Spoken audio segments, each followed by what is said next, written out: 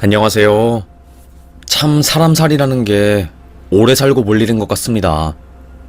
세상이 좁아 생각하지도 못한 곳에서 아는 사람을 만날 수 있으니까요.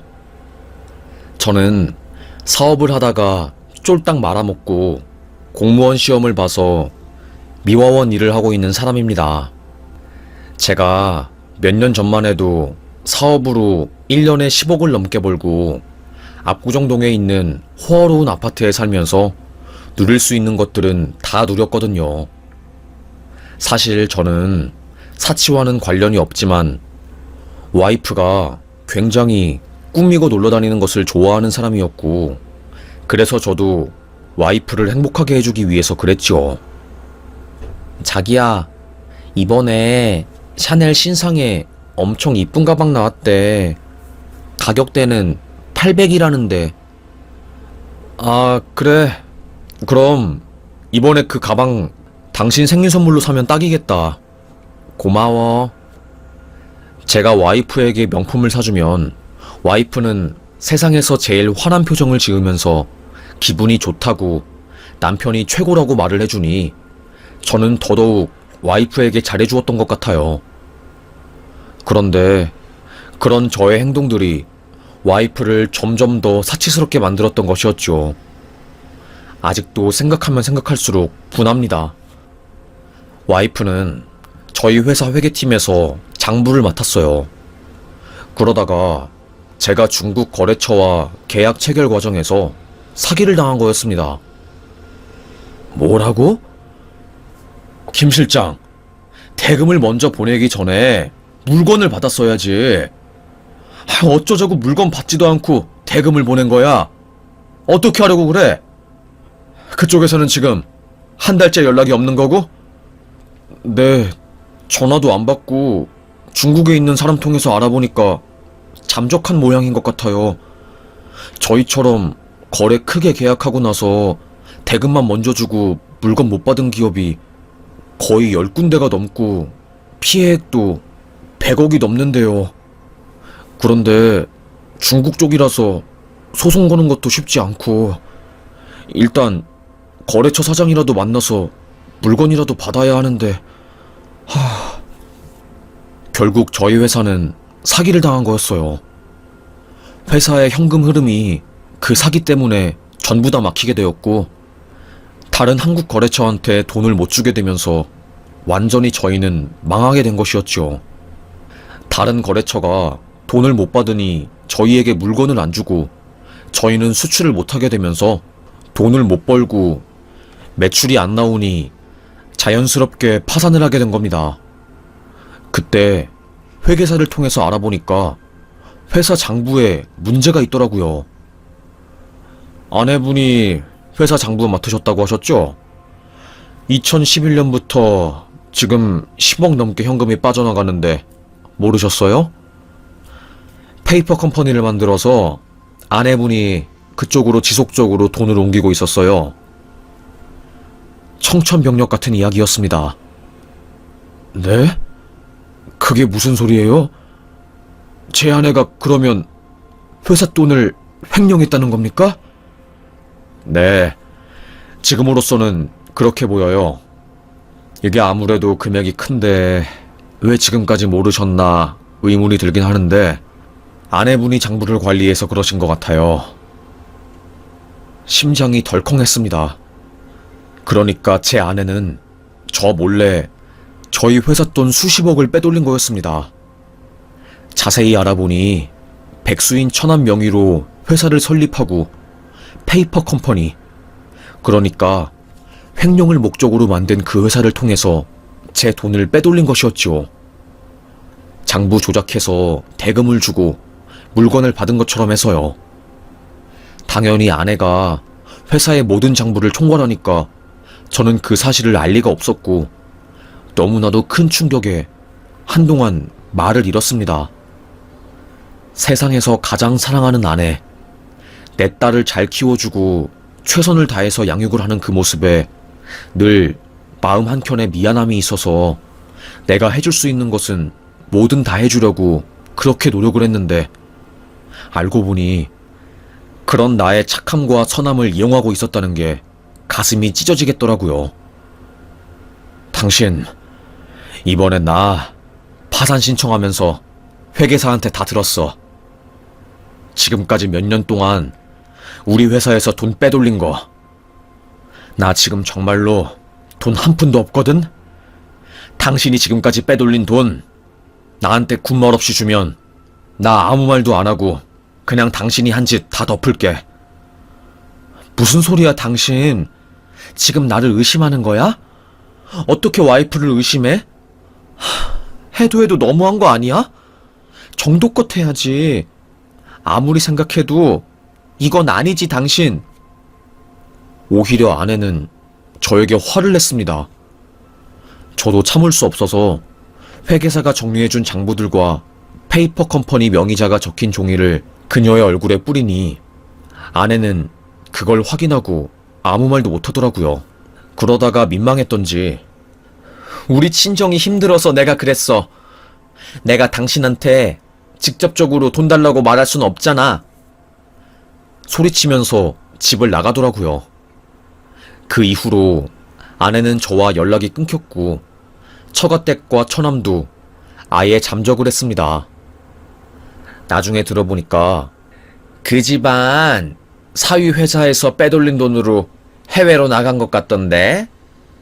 아이고, 그 집안 부모부터 맨날 돈돈거리던 집안인 것 같던데 결국 이렇게 되네. 어쩌면 좋아.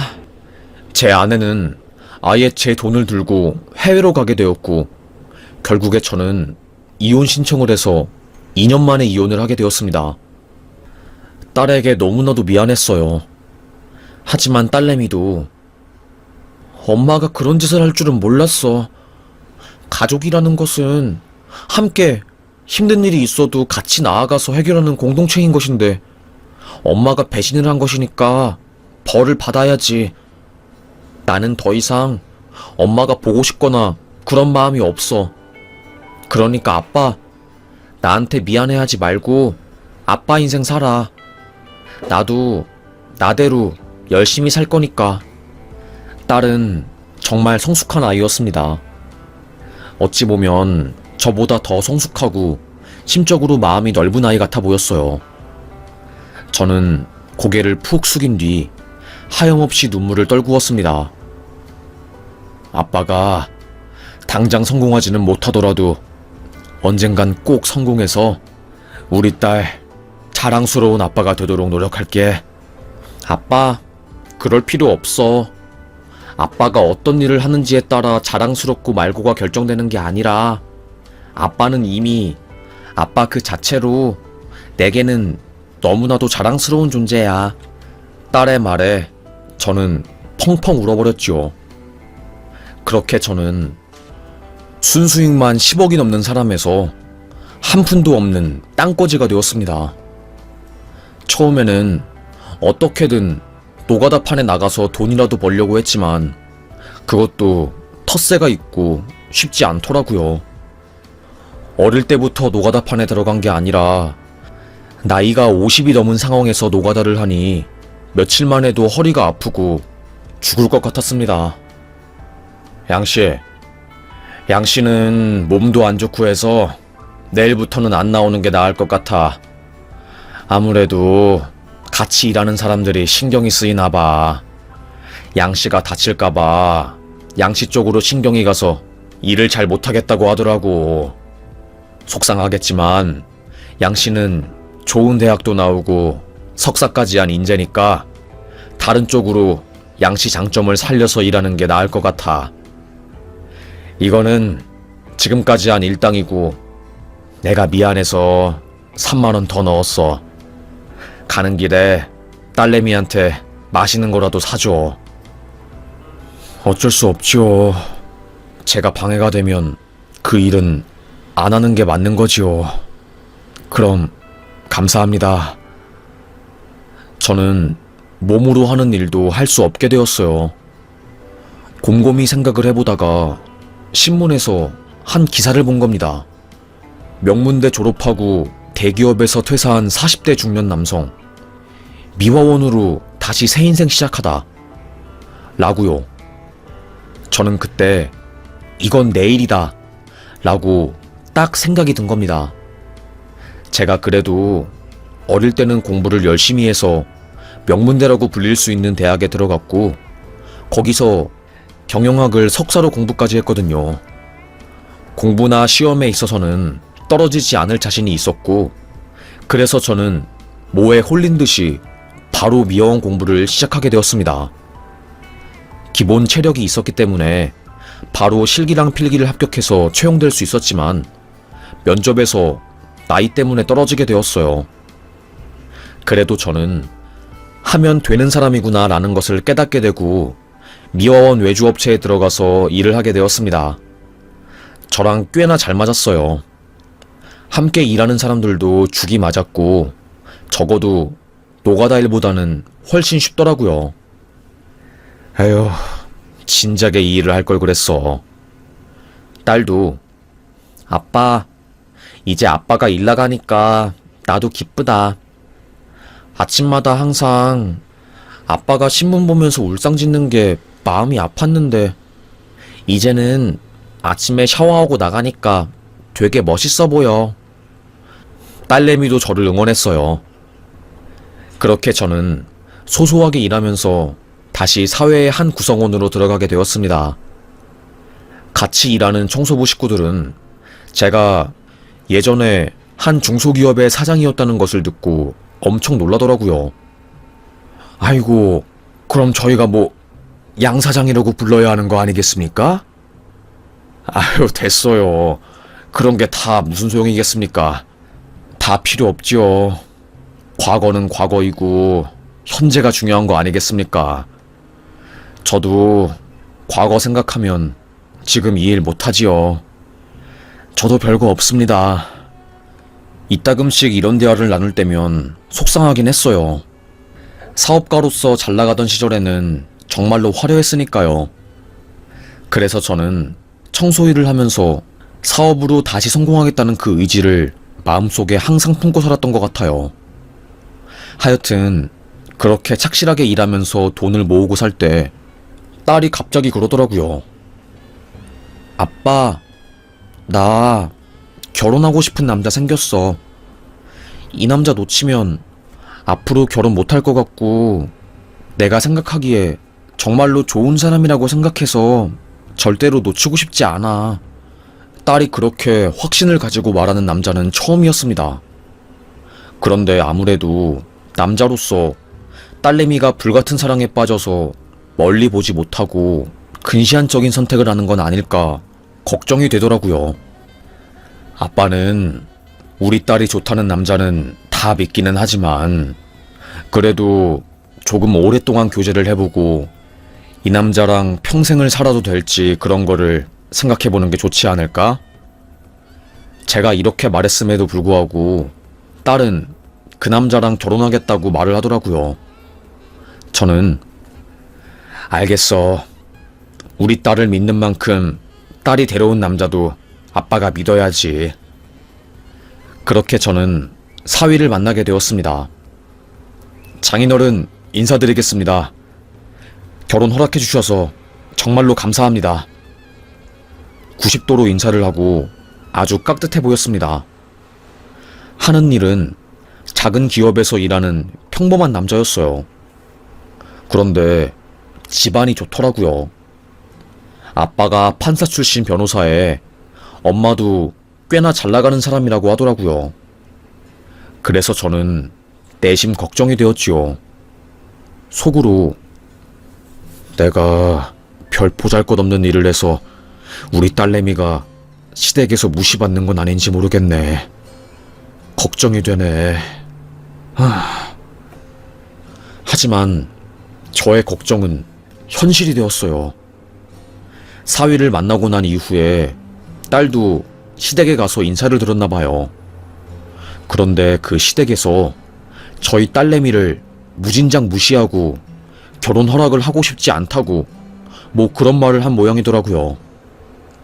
대충 딸의 얼굴 안색만 봐도 저는 상황을 파악할 수 있었습니다. 딸내미, 나는 딸내미가 시댁에서 환영받는 결혼을 했으면 좋겠어. 벌써부터 결혼하기 전인데 시댁 사람들이 시자짓하면 얼마나 딸내미가 힘들겠어. 그래도 내가 잘해보고 싶어. 딸은 그 남자랑 결혼하고 싶다고 저에게 계속해서 어필을 했어요. 저는 딸의 고집을 꺾을 수 없었기 때문에 알겠다고 하고 응원을 했죠. 나중에 딸은 시댁에서 결혼 허락을 최종적으로 받아낸 것 같더라고요. 얼굴 안색이 너무나도 안 좋아졌습니다. 마음고생을 많이 한 듯 보였어요. 그렇게 시간이 흘러서 상견례 날이 오게 되었고, 그날 저는 새벽 청소일이 잡혀 있어서 급하게 일을 하고 바로 옷을 갈아입고 상견례에 도착을 했습니다. 그런데 일찍 사돈댁이 이미 와 있는 것 같더라고요. 한식당에서 진행되었고 룸이었는데 엄청 소란스러운 소리가 들리는 겁니다. 안사돈의 말소리인 것 같았어요. 에휴, 그래도 내 아들만큼은 사자 들어가는 며느리나 집안 형편이 넉넉한 곳에 장가를 보내려고 했는데 애가 눈에 무슨 귀신이 씌인 것인지 너랑 결혼하겠다고, 너랑 안 하면 자기는 죽을 거라고 난리를 쳐서 우리가 결혼 허락한 거야. 우리가 뭐가 아쉬워서 미화원이라는 집딸내미한테 아들을 주겠어? 아직도 후회스러워. 에휴. 이런 한탄하는 소리가 들리는 겁니다. 솔직히 말하면 저는 조금 화가 났습니다.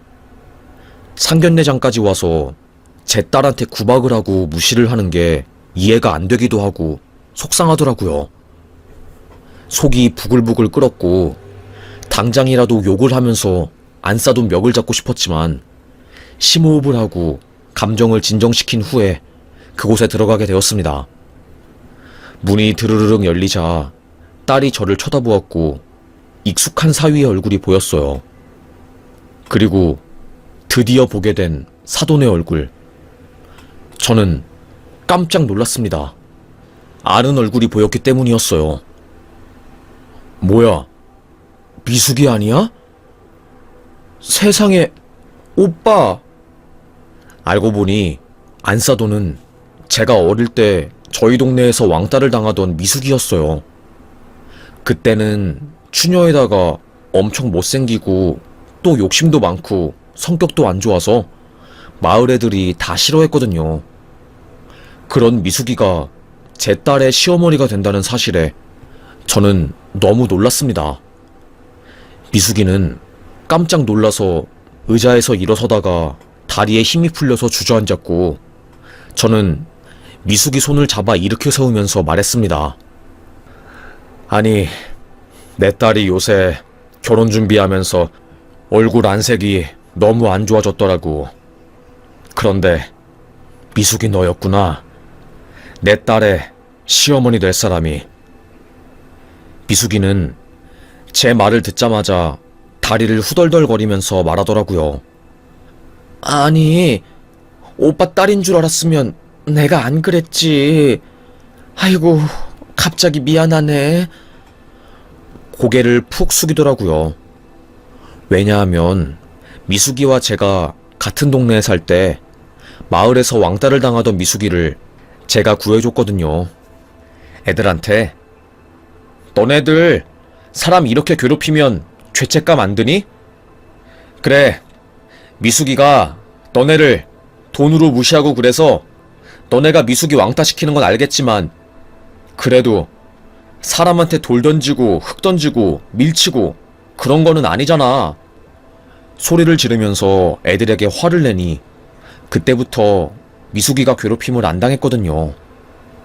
아무래도 제가 그때는 마을에서 키도 크고 나름 인기도 좋아서 애들이 제 말을 다 잘 들었고요. 그때부터 미숙이가 저를 좋아해서 따라다니고 말도 아니었어요. 제가 그런 미숙이를 떼어내느라 애를 꽤나 먹었고요. 그러다가 제가 대학을 가게 되면서 서울로 올라가게 되었고, 그 이후로 결혼하면서 미숙이와 아예 연락이 끊겼고요. 그런데 그런 아이를 제가 상견례에서 만나게 된 거였지요. 못난이 추녀였던 미숙이는 얼굴을 아예 갈아엎었더라고요. 미숙이는 혹시라도 제가 자기의 과거를 남편에게 말할까봐 무서웠던 것인지 저에게 설설 기더라고요. 아이고, 오빠가 참 착한 사람이었지. 힘들었던 나를 도와줬으니까. 아이고, 내가 귀한 집 딸 못 알아보고 못 살게 굴었네. 너무나 민망하다, 민망해. 그래도 뭐 과거는 과거니까 가슴속에 묻어버리고 오늘은 상견례 잘 진행하자. 이제는 뭐 오빠가 아니라 사돈이라고 불러야겠지? 미숙이는 갑자기 친절해져서 저에게 그렇게 말하더라고요. 제 딸도 당황한 듯 보였고요. 한순간에 갑과 을이 완전히 바뀐 거였습니다. 그렇게 상견례는 무사히 잘 끝나게 되었고, 나중에 미숙이가 저를 찾아와서 미안해 오빠. 내가 판사랑 결혼하고 나서 콧대가 너무 높아졌나봐. 사람들 무시하고 그러다가 아주 이번에 큰 코 다쳤네. 내가 못난 사람이지. 미안해 정말로. 그래, 그러니까 내 딸 괴롭히지 말고 시어머니 노릇 잘해줘. 그렇게 딸내미는 다행히 시댁의 이쁨을 받으면서 결혼에 성공하게 되었습니다. 저는 딸이 잘 살 줄 알았어요. 그런데 생각지도 못한 일이 터지고야 만 겁니다. 어느 날 딸을 만났는데 딸의 안색이 너무 안 좋더라고요. 금방이라도 안 좋은 선택을 할 것 같은 표정을 짓고 눈에는 슬픔이 가득했습니다. 딸, 아빠한테 말 못할 일이라도 있어? 대체 무슨 일이야? 왜 그래? 아니야, 아빠. 아무 걱정하지 마. 아무 일도 아니야. 에이, 다른 사람은 속여도 아빠는 못 속이지. 아빠한테 속이지 말고 솔직하게 말해봐. 아빠, 딸이 속상해하는 거 못 봐. 하지만 딸은 저의 추궁에도 끝까지 아무런 말을 하지 않았어요. 그저 입을 꾹 다물고 아무 일도 아니고 다 지나갈 거라고 하면서 말을 안 했어요.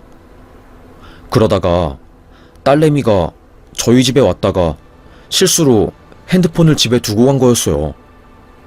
저는 소파에 올려져 있는 딸 핸드폰을 보고 아이고, 애 정신이 하나도 없네. 핸드폰을 두고 가고 참. 딸 핸드폰을 열어서 사위에게 전화를 하려는 순간 딸이 시모랑 연락을 주고받은 카톡을 보게 되었고, 저는 그걸 본 순간 기함을 지르고야 말았습니다. 와, 정말 말이 안 나오더라고요. 너, 내가 정 변호사랑 만나고 있는 거 내 아들이나 시부한테 말하면 네 인생 끝나는 줄 알아. 알겠어? 가만히 안 둘 거니까 입 꾹 다물고 있어. 알고 보니 미숙이는 밭갓사돈의 동료 변호사와 불륜을 저지르고 있었고, 우연히 그 모습을 딸내미가 목격한 거였어요. 그래서 그 이후로 미숙이는 제 딸을 협박하면서 입을 꾹 다물게 만들었고, 제 딸은 혼란스러워서 아무 말도 못하고 속으로 삭히고 있었던 거였죠. 그러던 와중에 이제 남편이랑 사이도 안 좋아지고 시부도 자기를 별로 안 좋아하는 것 같으니까 이리 치이고 저리 치이고 너무나도 심적으로 힘들고 포기하고 싶고 그런 극단적인 상황이었던 거였습니다. 딸은 이제 이혼하면 돈도 많이 들고 변호사 비용 될 수도 없으니까 끝까지 잘 살아보려고 했는데 시모가 자기를 협박하니까 아빠한테 말할 수도 없고 그래서 얼굴 안색이 그렇게 안 좋았던 거였어요. 모든 사실을 알게 된 저는 화가 치밀어 오르더라고요. 바로 딸내미네 집에 찾아갔습니다. 딸, 왜 말 안 했어? 이렇게 힘든 상황인 거. 그리고 남서방이 맨날 술 마시고 새벽에 들어오고 불륜 의심 증거가 있는데도 왜 아빠한테 말 안 했어, 딸? 아빠 걱정하게 만들고 싶지 않았지. 그리고 내 선에서 해결할 수 있을 줄 알았어. 설마 아빠 내 핸드폰 다 본 거야? 딸은 그 자리에서 펑펑 울었습니다. 저는 딸을 위로했고 마음을 달랜 후에 딸내미를 친정에 데려다가 놓고 사위가 올 때까지 딸의 신혼집에서 기다렸어요. 그때 남서방이 들어왔습니다. 아버님, 이 시간에 집에 어쩐 일이세요? 남서방, 지금 나랑 장난하나? 결혼한 지 2년도 안 되어서 다른 회사 여자들이랑 새벽까지 술 마시고 이게 지금 장난하는 건가? 그리고 술게임이라고 하면서 여자 직원이랑 볼뽀뽀하고 내 딸이 그 사진을 자네 핸드폰에서 발견했다고 하는데 뭐 하는 겐가? 제가 소리를 치니 남서방은 아무 말도 못하고 고개를 푹 숙이고 먼 산을 바라보더라고요. 저는 남서방의 멱을 잡으며 말했습니다. 내가 분명히 말했지, 남서방. 내 딸 눈에서 눈물 나게 만들면 자네 눈에서는 피눈물 나게 만든다고. 나 이번에 절대로 가만히 있지 않을 걸세, 남서방. 그러니 각오 단단히 하고 딱 기다리게나. 내 딸 눈에서 눈물 나게 한 그 죗값을 톡톡히 치르게 할 테니. 남서방은 어이가 없다는 표정으로 저를 바라보더라고요. 판사 출신 변호사 아빠를 믿어서 그렇게 뻔뻔한 표정을 짓는 것인지 뭔지는 모르겠었지요. 하여튼 그렇게 저는 남서방에게 따끔한 경고를 내리고 사돈댁에 찾아갔습니다. 사돈댁 앞에 가니 미숙이가 지 아들이랑 통화하는 목소리가 들리더라고요. 너는 어쩌자고 아내 몰래 다른 여자 만난 거야? 아빠가 알면 그래도 변호는 해주시겠지만 가만히 있겠니? 너 골프채로 날려버리겠다고 난리 치시겠지. 아유, 어쩌자고 장인어른 귀에 들어갔어. 나도 곤란해지게. 그러게 와이프 입단속을 확실히 했어야지. 미숙이의 목소리가 다 들렸습니다. 이로써 사위의 분류는 확실해졌던 거였지요. 저는 사돈댁의 문을 쾅쾅 두드렸습니다. 그때 미숙이가 문을 열었어요. 어머, 아니 우리 집까지는 어쩐 일이야? 아주 시치미를 뚝 떼더라고요. 저는 그저 어이가 없었습니다. 안사돈, 아니 김미숙, 너 정말로 미쳤구나. 네가 장 변호사랑 바람 피운 걸 내 딸이 알고 있어서 내 딸 협박했다며. 맨날 협박 문자 보내고 사람 보내서 너 같은 것은 쥐도 새도 모르게 사라지게 할 수 있다고 하면서 말했다며. 너 그거 범죄야. 나도 네 과거 털어줄까? 마을에서 네가 했던 짓거리들? 돈 벌겠다고 네가 고등학생일 때 다방 아저씨들이랑 놀고 돈 받고 그런 것들? 그리고 너 성형수술 전 과거 사진이랑 전부 다? 결국 김미숙이는 아무 말도 못하고 벌벌 떨더라고요. 오빠, 내가 다 미안해. 내가 이렇게 무릎 꿇을게. 대신 남편한테는 말하지 말아주라. 나 정말로 남편이 알면 내 인생 끝장이야. 이 사람 성격 장난 아니라서 나도 죽고 내 아들도 죽을 수도 있어. 정말로 오빠, 이렇게 빌게. 제발 예정을 생각해서라도. 너도 참 한심하다. 그렇게 잘난 남편을 두고서 또 바람을 피워? 그리고 감히 내 딸을 협박해? 내가 만만해? 내 딸이 만만해? 저는 화를 참지 못하고 고래고래 소리를 질렀습니다. 정말로 창문이 깨질 듯한 파워로 고래고래 소리를 지르고 있었어요. 그때 퇴근을 한 박가사돈이 집에 들어왔고 저를 보고 놀라면서 아니, 어쩐 일로 저희 집에 오셨어요, 사돈? 저는 한숨을 푹 쉰 뒤에 모든 것을 폭로했습니다. 더 이상 참을 수 없었어요. 남서방이 제 딸 몰래 바람을 피우고 당신 와이프가 장 변호사랑 바람 피운 것을 제 딸이 알게 되자 그때부터 제 딸에게 매일 협박 문자를 보냈네요. 이게 말이 된다고 생각하세요? 저는 제 딸 핸드폰에 온 문자들과 남서방이 바람 피운 모든 것들을 폭로했습니다. 사돈의 떨리는 손이 제 눈에 보였고 참을 수 없는 분노가 속 깊은 곳에서 올라오는 게 보였어요. 바깥사돈은 저에게 90도로 숙이면서 죄송합니다. 제가 아내랑 아들 단속을 잘했어야 하는데 정말로 죄송합니다.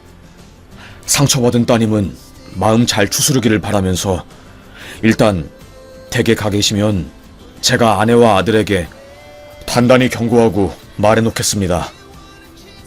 그렇게 저는 집에 가게 되었고 결국 제 딸은 남편과 이혼을 결심하게 되었어요. 나중에 보니까 미숙이는 남편에게 맞아서 눈이 밤탱이가 되었고 남서방도 엉덩이가 시퍼렇게 멍들었다고 하더라고요. 판사 출신 변호사로 버는 돈을 모두 가정을 위해서 썼는데 그런 배신을 당하니 바깥사돈도 상당히 열이 받은 모양이더라고요. 미숙이도 결국 남편에게 이혼당하고 남서방도 제 딸에게 이혼당했습니다. 한순간에 판사 마누라에서 아무 능력도 없는 여자로 전락해버린 미숙이는 아는 사람 집을 전전하면서 사는 듯해 보이더라고요. 아무래도 위자료나 재산 분할도 잘 못 받은 듯해 보였고요. 그리고 남서방은 회사에서 불륜 소식이 다 퍼져서 회사도 잘렸다고 하더라고요. 제 딸은 역시 아빠 말이 맞았어. 결혼은 신중하게 했어야 하는데 내가 그러지를 못했네. 내가 너무 바보 같았어.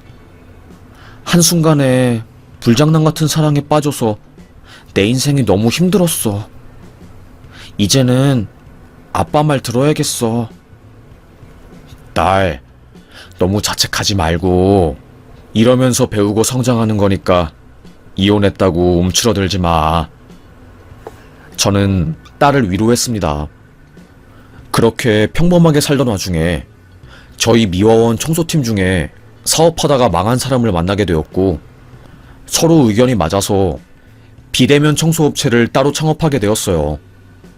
그런데 저희 둘 다 사업을 했던 사람들이다 보니까 노하우가 장난이 아니었고 또 사업 아이템이 한 번에 확 인기를 끌면서 엄청난 돈을 벌게 된 겁니다. 비대면으로 빨랫감을 수거해서 빨래를 한 다음에 다음날 아침에 빨래를 가져다 놓고 소위 말해서 세탁소를 직접 가지 않아도 문 앞에 빨랫감만 가져다가 놓으면 모든 게 알아서 되는 그런 시스템이 먹힌 거였어요. 그래서 한순간에 다시 성공하게 된 저는 너무나도 기쁘고 감사했습니다. 이혼한 딸내미도 제 일을 도우면서 아빠 정말 대단해. 나 이혼하고 너무 힘들었는데 아빠 보면서 다시 용기 낼 수 있었어. 저는 뿌듯했습니다. 반지하에서 다시 좋은 아파트로 이사를 가게 되었어요. 그때 청소 도우미를 불렀는데 세상이 참 좁더라고요. 미숙이가 딸의 전 시어머니가 저희 집 청소 입주 도우미로 온 거였습니다. 모자를 푹 쓰고 스카프로 입을 가려서 하마터면 못 알아볼 뻔했지만 딱 봐도 미숙이었고 저를 알아보고 모른 척하는 미숙이에게 미숙아, 너 어떻게 된 거니? 이혼하고 이제는 아파트 청소일하는 거니? 결국에 이런 일 할 거면서 내 딸을 그렇게 무시한 거야? 너 자신한테 창피하지 않아? 이런 일 하는 게? 제가 이렇게 말하니 미숙이는 머뭇거리다가 청소도구함을 팍 떨어뜨리고 도망을 치더라고요. 어지간히 창피한 모양이었더라고요. 막 뛰는 모습이 마치 누군가에게 쫓겨서 도망가는 오리 같았습니다. 뒤뚱뒤뚱 그 모습이 추해 보였어요. 저는 한숨을 푹 쉬면서 딸, 이제는 우리 과거 다 잊고 행복하게 하루하루 살자. 이제는 아빠 돈도 잘 벌고 우리 딸 지킬 수 있으니까 딸내미 아빠가 더 잘할게. 그렇게 저희 부녀는 어쩌다 보니 사돈댁에 시원하게 복수하게 되었네요. 그리고 저 다시 사업으로 성공해서 돈도 넉넉하게 벌게 되었고 요즘은 하루하루 감사합니다. 이제는 절대로 제 사업을 남에게 맡기지 않으려고요. 더 이상 배신당하고 싶진 않네요. 참 인생이 마음이 아픈 게 꼭 당하고 나서야 교훈을 얻더라고요.